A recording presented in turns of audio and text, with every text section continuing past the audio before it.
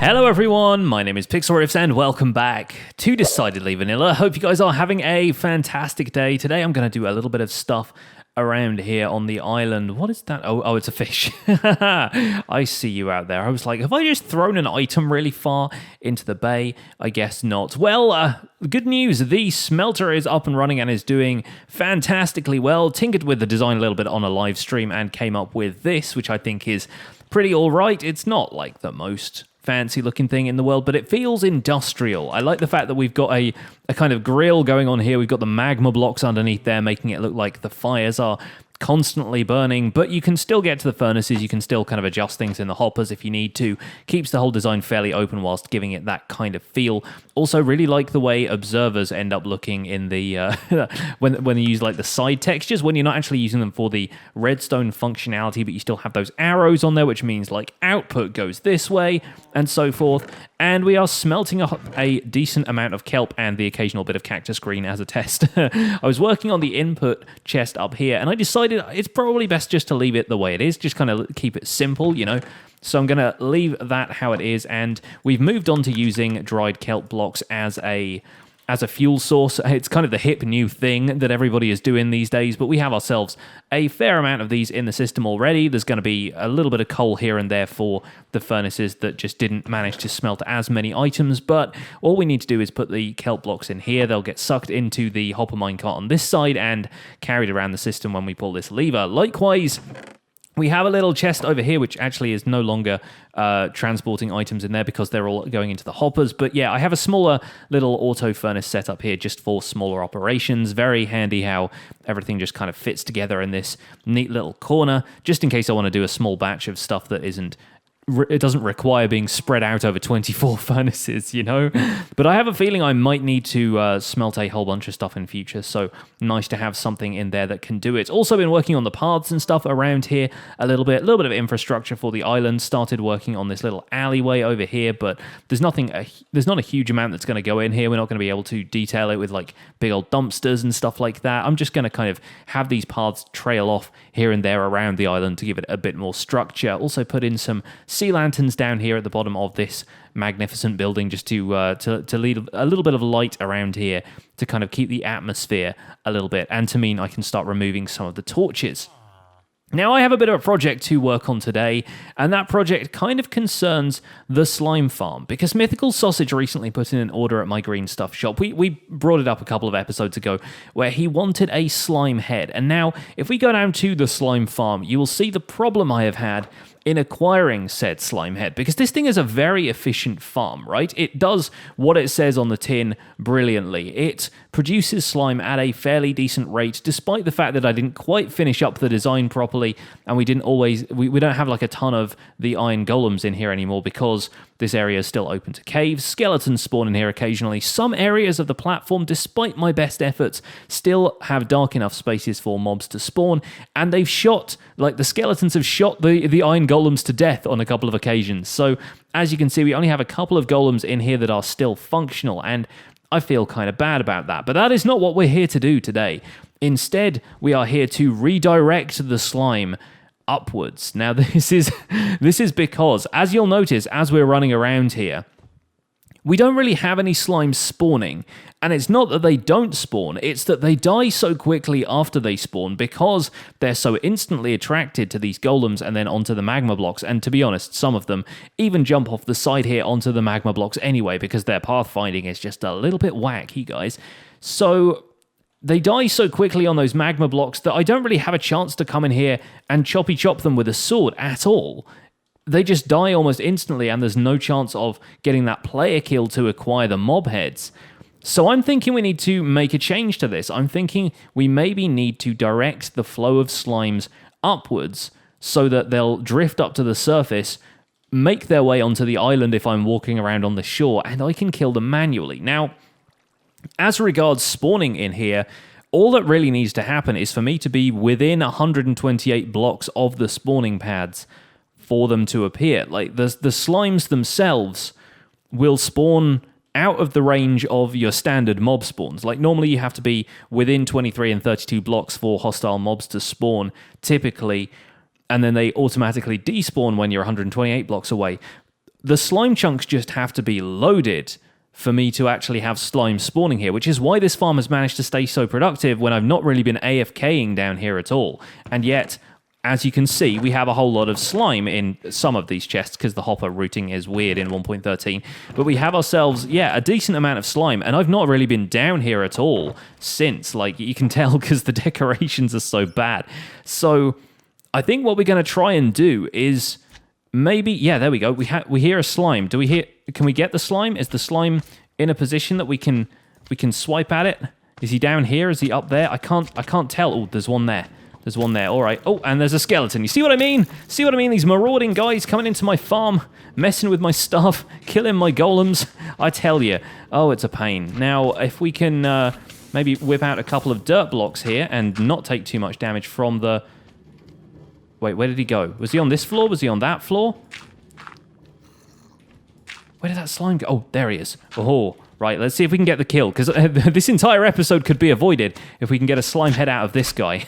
And I think you probably only get them from killing the tiny ones, so we're going to have to do our best, but this guy is splitting into as many slimes as you like. Let's try killing them all individually to see if we can get ahead, because otherwise we are going to have to shift all of these guys up to the surface and spend probably the entire episode doing that, rerouting them into bubble columns and stuff.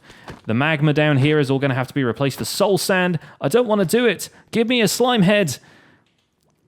Right, we're doing it, folks. It's an episode. It's on. Let's get these slimes up to the surface. Well, it seems like we now have an infestation on our hands. Look at all these baby slimes. There we go. A big one breaches. Avast there.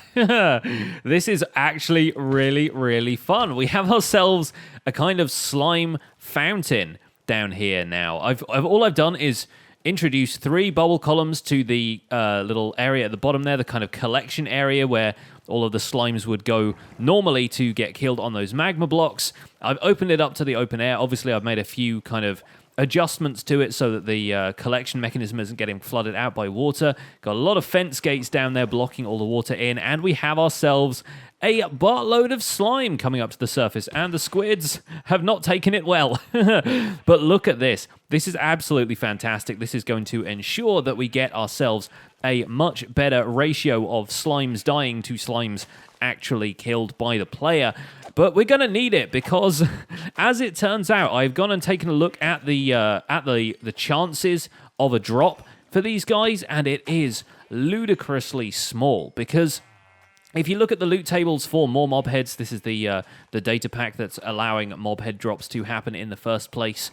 A slime will drop a head maybe 1 out of every couple thousand times. Not every couple hundred, but every couple thousand. The ratio is 0.05%, which, if my maths is correct, means that like 0.5% would be 1 in 200, right? Because 1% of the time, it's 100. But maths people, back me up here in the comments, because I'm feeling a little bit shaky on exactly what this works out to. But if you imagine 0.05, you've got to add an extra 0 in there, right? So that is looking at 1 in every 2,000 potentially is going to be dropping a head. It has a 1 in 2,000 chance every time we kill a little slime, and they're the only ones that are actually going to drop the heads because they're the only ones who actually, die and give you player experience and so forth. In the meantime, it is a playground for COD, and I don't know how I feel about that considering how laggy COD make a server. So be gone, COD! Trouble me no more. And I imagine we will be getting a few fish out of this as well. But you know what? I really like this. I think we could turn this into some kind of feature because, as I've discussed in previous episodes, it's a theme that's kind of fallen by the wayside a little bit, but this is meant to be a superhero society. And so maybe this could be their first big crisis they have to deal with. Slimes rising from a fissure in the depths of the ocean floor right by the island, as though attracted here by some kind of mysterious force. This is our first kind of mission for the superheroes of this community. And to be fair, there aren't really a great many superheroes right here. There's not many places for them to live. Sugarcane Man is here to save the day, I guess.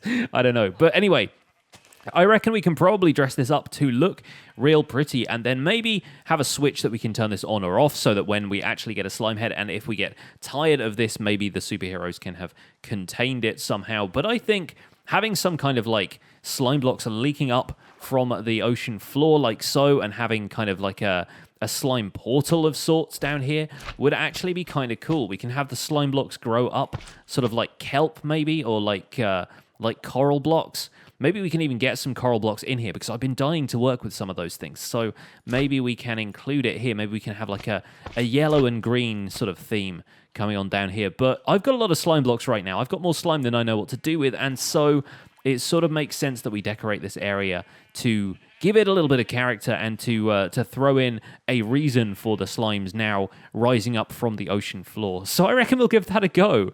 Let's see how we can make this work for the theme of the island. So this is now looking real chaotic, but I kind of like it. I think it's got a nice swirl to it. Got that slimy swirl coming up from the bottom of the ocean right here. And yeah, I'm a little bit afraid. I did not know how close this thing was to the surface initially, like, or at least to the sea floor. I'm a little bit afraid to touch too many blocks down here, lest we get any kind of any kind of interference with the operation of the slime killing floors themselves. Look at that guy. Yeah, whoosh, up to the surface. I even took a screenshot of that guy on the way up. I'm trying to get some thumbnail screenshots of one of these guys rising to the surface. But as you can see, it's actually working pretty well, which I'm really happy about. They occasionally get caught on the glass that's down there, but for the most part, the slimes are coming up to the surface and then getting wrecked. But it's going to be a long haul, like I said. Like, take a look at the statistics right now.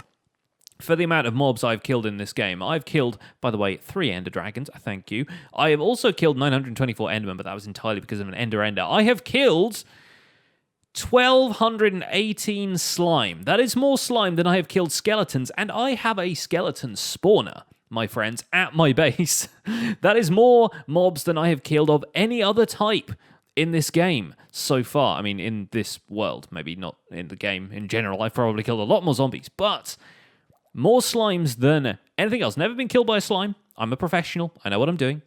But still no slime head. After all this slime, it's taking a fair while. So I may have to do a fair amount of this off camera, folks. I think I will probably end up doing a little... Oh, look at this guy. Look at this little guy.